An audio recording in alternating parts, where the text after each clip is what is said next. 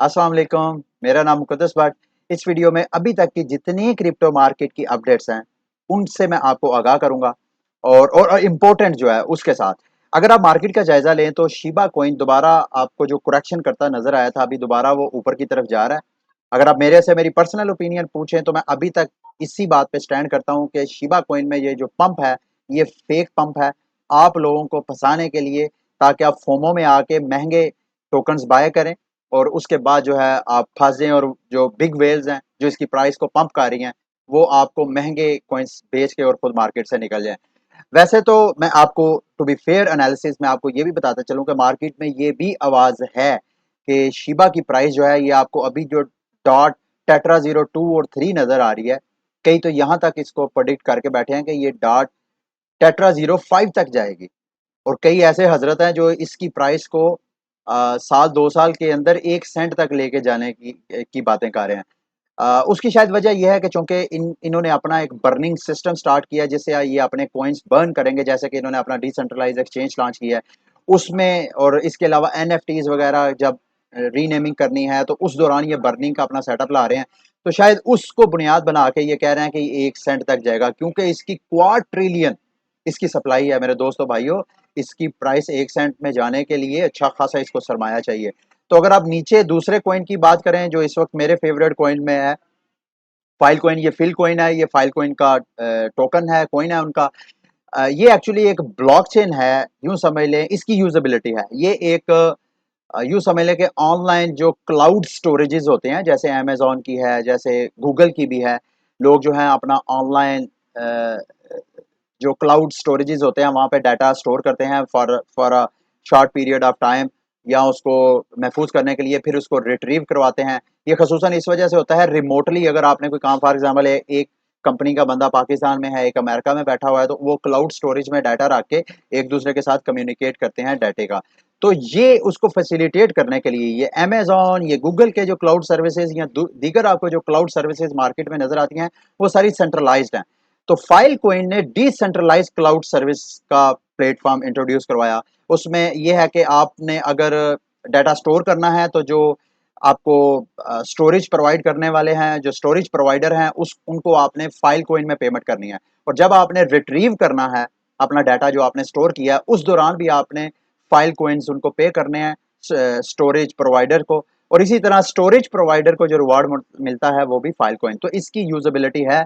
उसके बाद मैटिक है, वो आपको पता है लेयर 2 इथेरियम का लेयर 2 टोकन है।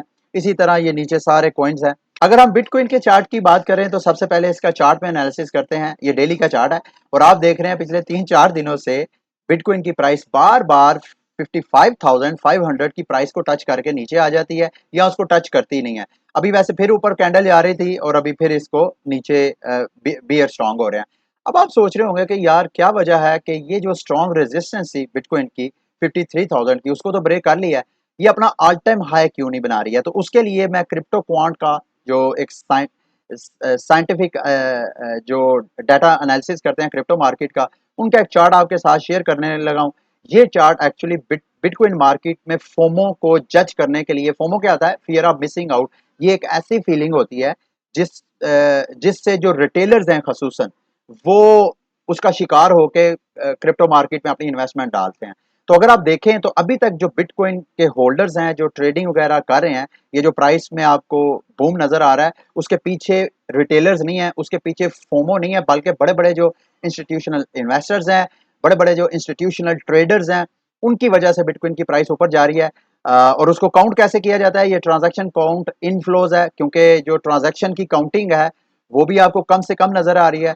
ये इस बात का इंडिकेटर है कि जो रिटेलर्स हैं, वो मार्केट में अभी तरह फोमो के से मोटिवेट होके, फोमो ड्रिवन होके नहीं आ रहे मार्केट। और नीचे ये ट्रांजैक्शन एड्रेस इनफ्लोज, ये दोनों आपको चार्ट ये सजेस्ट कर रहे हैं कि मार्केट में अभी रिटेलर जो है उनकी एंट्री नहीं हुई है बिटकॉइन में। अच्छा, अब आने वाले वक्तों में ऐसा नहीं है कि आने वाले वक्तों में क्या होगा।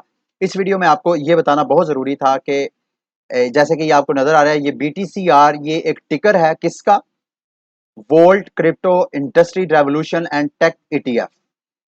ये एक ETF, जैसे मैं आपको बार बार पिछली कई वीडियो में बताता आ रहा हूं कि अमेरिका में अगर एक भी ETF अप्रूव हो जाता है बिटकॉइन के बारे में, तो मेरे दोस्तों मार्केट बहुत बूम करेगी।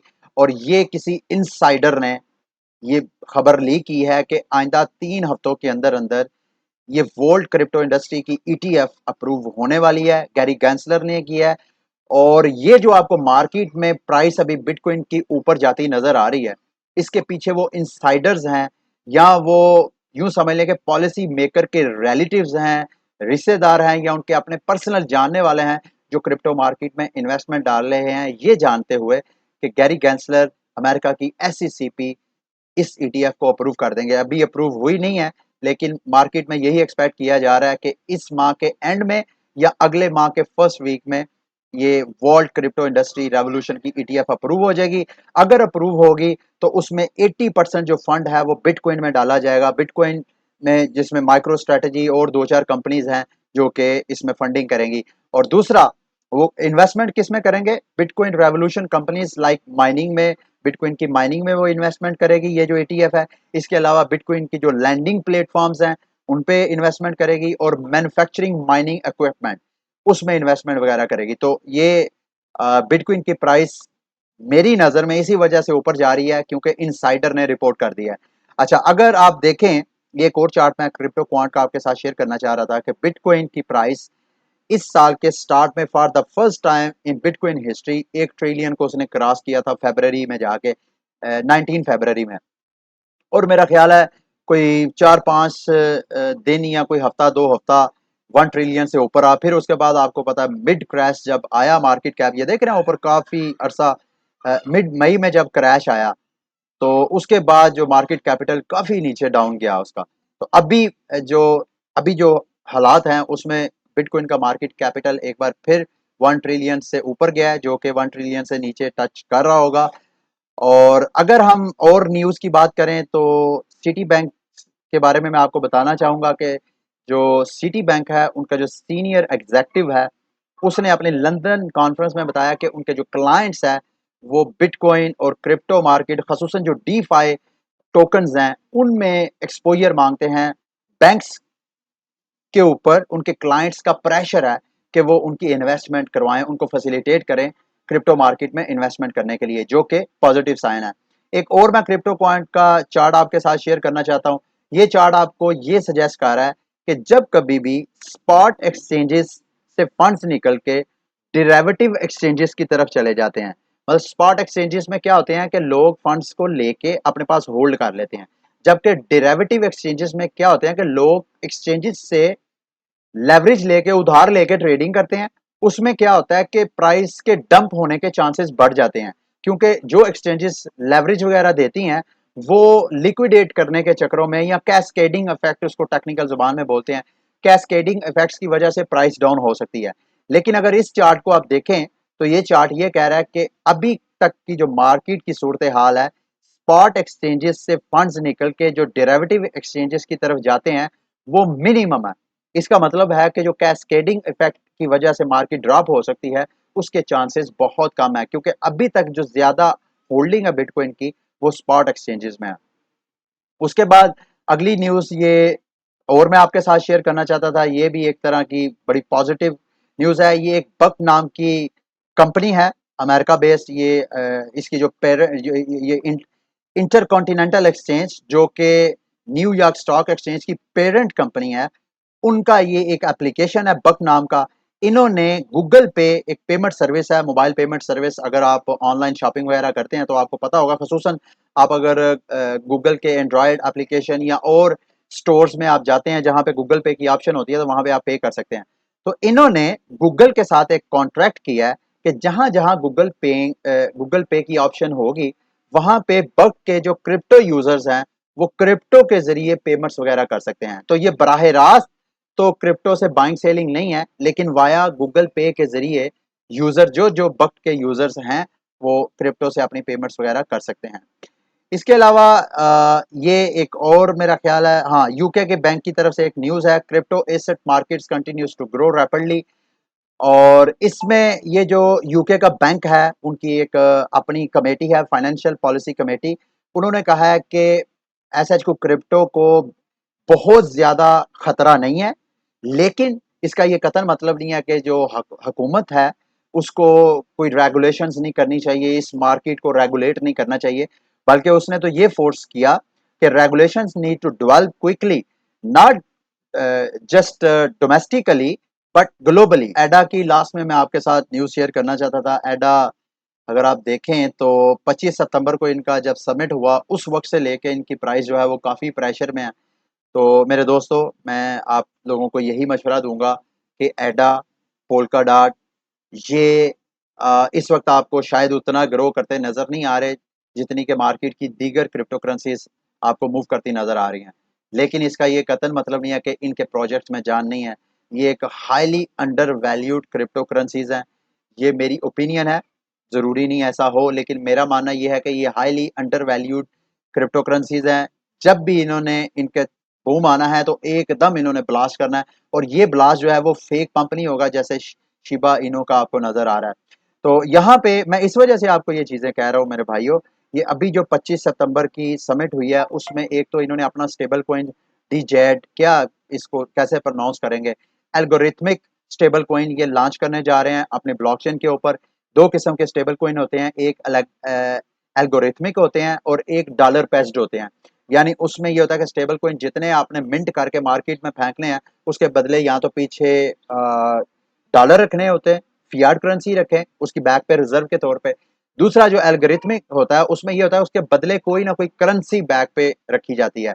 और अगर ये, चूंकि ये डीजेड कार्डानो की ब्लॉकचेन के ऊपर हो रहा है, तो इसका मतलब ये है कि इसको पेज करने के लिए, यानी $1 की प्राइस में मेंटेन रखने के लिए, साथ जो करेंसी होगी वो कार्डानो की यानी एडा करेंसी होगी। और जब कभी इसकी सप्लाई बढ़ जाएगी तो एडा जो है उसको फैसिलिटेट करेगा, जब प्राइस इसकी कम हो जाएगी तो फिर एडा इसको फैसिलिटेट करेगा। तो ये एडा इसको फैसिलिटेट कर, इसकी प्राइस को डॉलर पैच करने के चक्करों में भी एडा की सप्लाई और डिमांड में काफ़ी ज़्यादा फर्क पड़ेगा, और इसकी डिमांड और सप्लाई से एडा की प्राइस जो है वो अप जाएगी। और ये डेवलप कौन कर रहा है?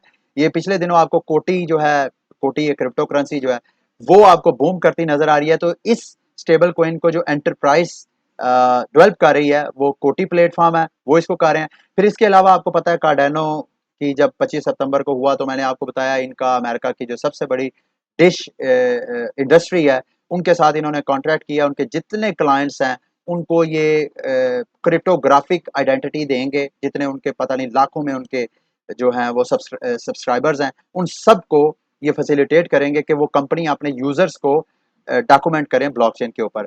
फिर इसके अलावा इन्होंने ई स्पोर्ट गेम प्लेटफॉर्म जो राइवल है उनके साथ भी एग्रीमेंट किया है, और इसका मतलब ये है कि इस कार्डानो ब्लॉकचेन के ऊपर गेमिंग टोकन्स लॉन्च होंगे, और गेमिंग टोकन जब लॉन्च होता है तो साथ साथ एनएफटीज भी लॉन्च होते हैं। और जब एनएफटी किसी ब्लॉकचेन के ऊपर आती है तो मेरे दोस्तों मेरे भाइयों उसकी प्राइस जो है ऐसे ही ऊपर जाती है जैसे सोलाना की ऊपर गई है।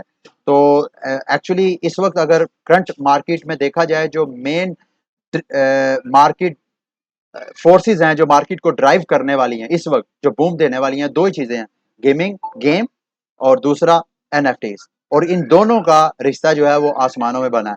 तो इसके अलावा फिर कार्डानो का ये एक बड़ा यूनिक, इन्होंने इसी समिट में 25 सितंबर की समिट में एक कॉन्ट्रैक्ट किया है कंपनी के साथ जो कि क्लाइमेट एडवोकेसी एडवोकेट करती है, क्लाइमेट चेंज के बारे में, वेरिट्री उसके बारे में। वो जितने प्लांट लगाएंगे कार्डानो ब्लॉकचेन के साथ, वो प्लांट जो हैं शायद वो एनएफटीज के जरिए एक दूसरे के साथ लिंक होंगे, और वो सारी उनकी प्लांटेशन का जो डाटा है कार्डानो जो है वो उसको फैसिलिटेट करेगा। तो इस तरह इसके यूज केसेस जो हैं वो बढ़ते जा रहे हैं कार्डानो के इकोसिस्टम से मुतल्लिक। ये आपको अगर नहीं पता तो ये एक एडा लैंड डॉट फाइनेंस की एक इनका टोकन है, और इन्होंने अभी अपनी प्री सेल की है, और 1 घंटे के अंदर अंदर इनके टोकन जो है वो सारे सेल हो गए हैं। अभी आप लोग अगर बाय करना चाहते हैं ये टोकन तो इनकी प्राइवेट सेल जो है वो मेरा ख्याल है यहाँ पे प्राइवेट से सेल पे क्लिक करें तो उनको ईमेल कर सकेंगे, शायद वो ईमेल के जरिए आप इनका टोकन बाय कर सकें। तो अभी ये चीज़ मैं आपको साथ इस वजह से शेयर करना चाह रहा था, ये जुवेद खटक साहब हैं, अभी रिसेंटली इन्होंने उनको as a general manager hire किया है। और पता नहीं ये जुवेद खटक साहब पाकिस्तानी हैं या इंडियन है, जो भी हैं नाम से तो मुस्लिम लग रहे हैं। ये एज अ जीएम इस प्रोजेक्ट को रन करेंगे, बड़े सक्सेसफुल एंटरप्रेन्योर हैं ये। और दूसरा एक और मैं टोकन एडेक्स, एडेक्स जो है ये डिसेंट्रलाइज एक्सचेंज है, और साथ ये क्रॉस चेन कैपेबिलिटी है इसके अंदर, यानी ये इथीरियम और कार्डानो की आपस में ब्रिज के तौर पे भी काम करेगी। ये भी अगर आप इसके अंदर भी इन्वेस्टमेंट करना चाहें तो इसके अंदर भी अर्ली टाइमिंग में इन्वेस्टमेंट कर सकते हैं। आपने बाय एडेक्स पे क्लिक करना है और आगे एक एक्सचेंज ओपन हो जाएगी। वहाँ आपने जाके अपना यूएसडीटी दे के या एडा टोकन दे के या जो जिस का पेयर अवेलेबल होगा आप ये टोकन बाय कर सकते हैं। तो उम्मीद करता हूँ आज का बुलेटिन भी आपके लिए इंफॉर्मेटिव रहा होगा। अगले बुलेटिन तक के लिए मुझे इजाज़त दें। अल्लाह हाफ़िज़।